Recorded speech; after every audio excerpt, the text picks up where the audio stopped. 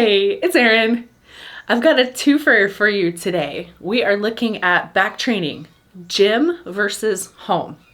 Now, if you're training at home, you understand that back day can be one of the most challenging days just because of lack of equipment. So if you're training at home, you're going to need an adjustable bench, dumbbells, and a resistance band. That's it. And you can actually accomplish quite a bit with this limited equipment. Now, if you're training at a gym, hopefully you have access to cables, dumbbells, adjustable benches, all of that. And what we're gonna do is we're gonna go through the gym exercise, and then we're gonna talk about the home exercise and the similarities and how with the home exercise you can adapt it to make it just a little bit better. And of course, with the gym exercises, we'll talk about how to make those exercises more effective too. There are similar workouts on this page. You'll find similar workouts on this channel for legs and for shoulders. So this is part of a series, and I will link those two exercise videos below. So without further ado, let's build your back in the gym and at home. Our first gym exercise is a TBar row. Now for this exercise, we're going to be focusing on a little bit more of the upper back. So you're going to stand a little bit more upright, upper body at about a 45-degree angle, feet about a shoulder and a half length apart. This is going to give you that nice solid foundation, knees slightly bent, and really want to think about keeping your elbows close to your body and also pulling through the elbow. So wrist stays nice and straight, pulling from a position of strength, and think about squeezing those shoulder blades together at the mid-rep point, and give a little pause if you'd like. And also get a nice stretch at the bottom. This is going to help with that full range of motion. And I like to imagine that from my elbow to my hand is part of the weight. And this can help with visualizing pulling through that elbow. Our home exercise is a supine row. Now for this, you'll see it is very similar to our TBar row setup. And you want to think about, again, pulling through the elbow. You want to think about keeping that chest up, getting that full range of motion, and pause a little bit more at the mid-rep point here. Keep a little bit more tension on that muscle. And we're also going to think about squeezing the shoulder blades together at the top. This is going to really help with engaging all of the muscles in the upper back. You want a solid foundation for this exercise too. Even though you're on a bench, it's going to help limit the use of momentum, but you want to make sure that those feet are planted on the ground. You don't have to be flat-footed, but just make sure that you're not using momentum at all. It's a pure pull.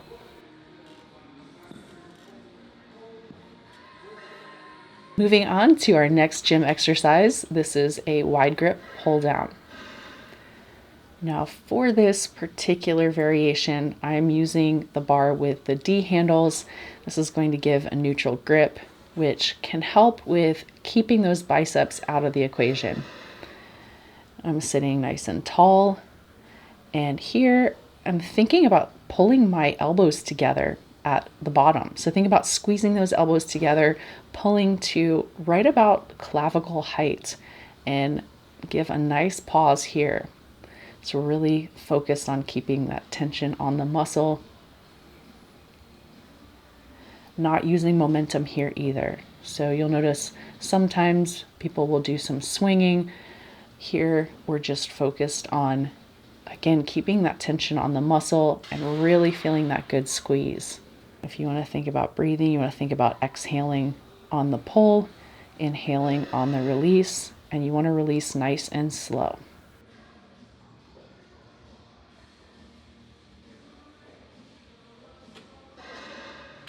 This is our home variation. I'm going to show you the setup here.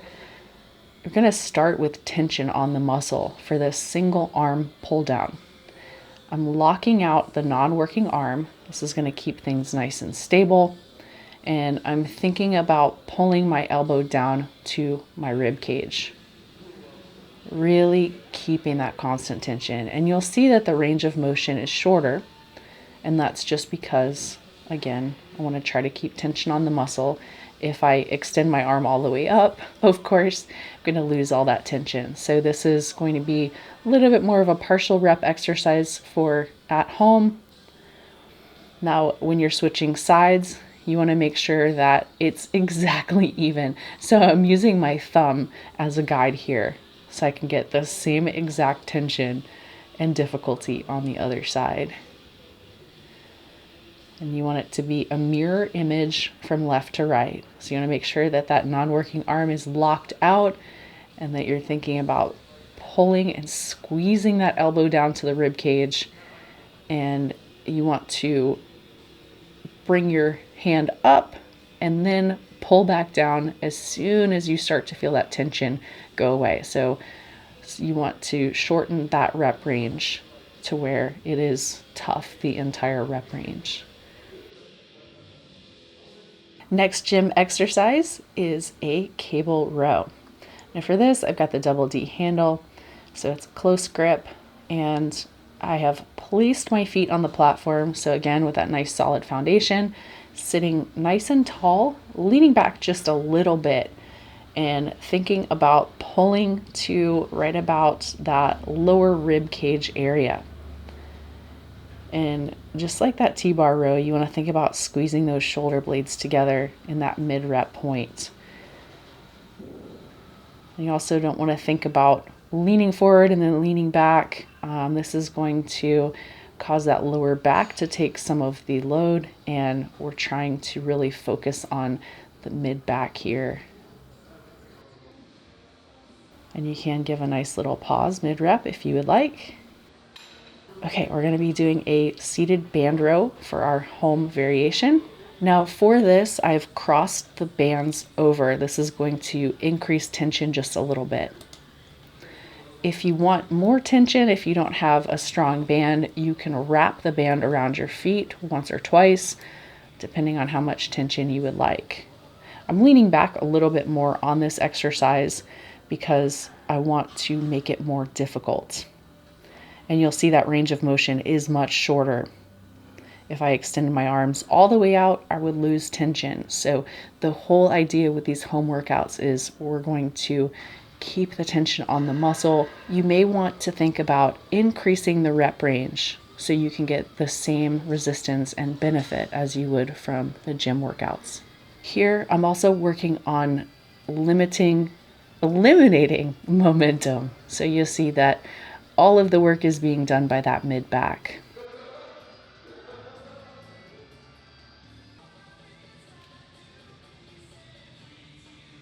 Our next gym exercise is a straight arm push down.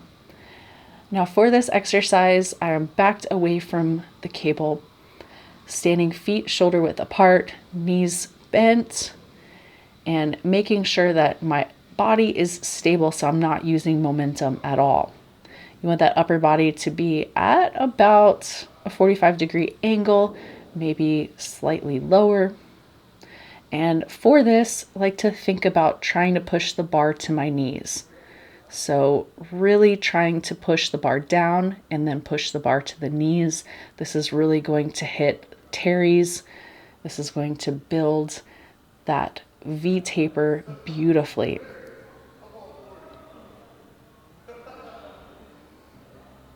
And again, you want to think about keeping that constant tension on the muscle. So don't lose it at the top.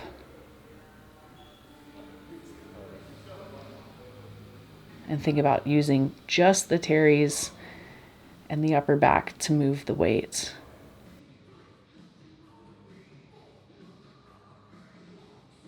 Our home variation is an incline pullover.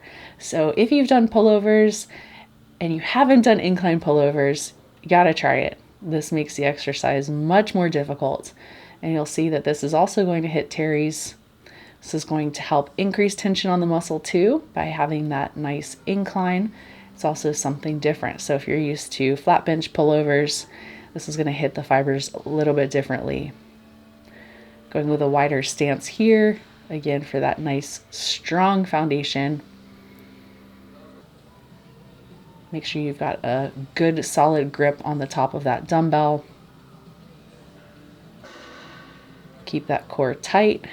Keep the elbows together and keep a soft bend in the elbow throughout. You do not want any kind of flexion.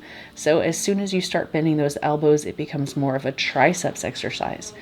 We're going to really limit this to upper back teres. Chest is going to help here too. But you can make it more of a back exercise by keeping those arms straight, keeping those elbows straight, soft, not locked out. Moving on to our last gym workout, we've got face pulls. Now for this exercise, you want that cable to be right at about forehead height. This is going to help encourage that we really hit those rear delts, we're hitting the rhomboids, we're hitting a lot of the smaller muscles in the upper back. And as you pull, you want to keep those elbows up, especially as you get tired. Now, when you get tired, there's a real tendency to let those elbows drop and to start pulling lower. This is because the lats want to take over. They're much stronger. So go lighter, do more reps here. This is going to really keep the focus on those smaller muscles. This is like the icing on the cake. So thinking about building out that V taper, the rear delts, they're really beautiful. It's going to add just that little bit of extra size to the upper back. Now don't use momentum at all. Pull to about forehead height, maybe to the bridge of the nose. Our home exercise is a dumbbell face pull. Now you see I've got an underhand grip on either side of the dumbbell. Feet are about shoulder width apart, soft knees, and I am positioning my body in just about the same angle that I was with the cable face pull. So this is a really excellent variation. It does require some discipline though, so you want to make sure you're keeping the rest of your body nice and still, and you're keeping your body at that same angle that allows you to use your rear delts, rhomboids, a little bit of traps.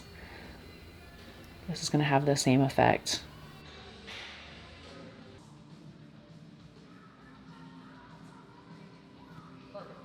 For both the gym and the home workouts, we want to look to increase difficulty over the weeks. This is how we're going to gain muscle. For the gym workouts, this can be relatively easy. You're looking at about a 5 to 10% increase in weight each week and or reps each week. So we're looking at increasing weight and or increasing volume. You can do one or the other, or you can do both. Now for the home workouts, because you have limited equipment, this can be a bit more challenging. So think about some other techniques that you can use. This would include adding pause reps, adding more partial reps, and just generally increasing tension on the muscle, increasing difficulty of the exercise without necessarily having to go heavier. Now, because you also have resistance band in addition to your dumbbells, think about combining the two as you get stronger. That's another way that you can ensure what's called progressive overload. If you like this video, please consider subscribing. And if you try this workout and you love it, please tag me on social media. I really enjoy seeing you take the workouts and making them your own. If there's something specific that you would like to see, please comment below. I would love to hear from you. Thanks for watching. Until next time, train hard, y'all.